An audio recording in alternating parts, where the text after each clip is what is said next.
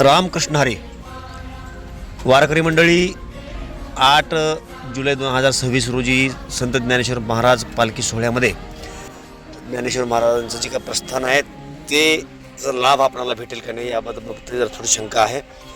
कारण आळंदी नगर पंच परिषद चे जे मुख्याधिकारी आहेत त्यांनी एक नोटीस काढलेली आणि सांगितलेलं आहे की आळंदीमध्ये ज्या 4 मार्गांनी प्रवेश होतो ते 4ही मार्ग त्यावरील पुलं हे पाण्याखाली गेले असल्यामुळं आळंदीमध्ये सध्या प्रवेश बंद आहे आणि वारकऱ्यांनी जे वारकरी आळंदीकडे येतात त्यांनी जिथं आहे तिथं थांबावं अशा त्यांच्या सूचना आहेत. त्यामुळं कदाचित 7 आणि 8 तारखेचा जो आपला मुक्काम आळंदीमध्ये पडतो तो मुक्काम आपल्याला बदलून पर्यायी व्यवस्था पाहावी लागेल. ते आमचं काम आहे, आम्ही ते पाहू. परंतु यामधून काही थोडी बहुत गैरसोय वगैरे होऊ शकते. वातावरण निसर्ग याच्या अडचणीमुळं ज्या काही समस्या येतील त्या समस्याला तुम्ही आम्ही सर्वांनी मिळून तोंड द्यायचं आणि सर्वांनी या गोष्टीची नोंद घ्यायची.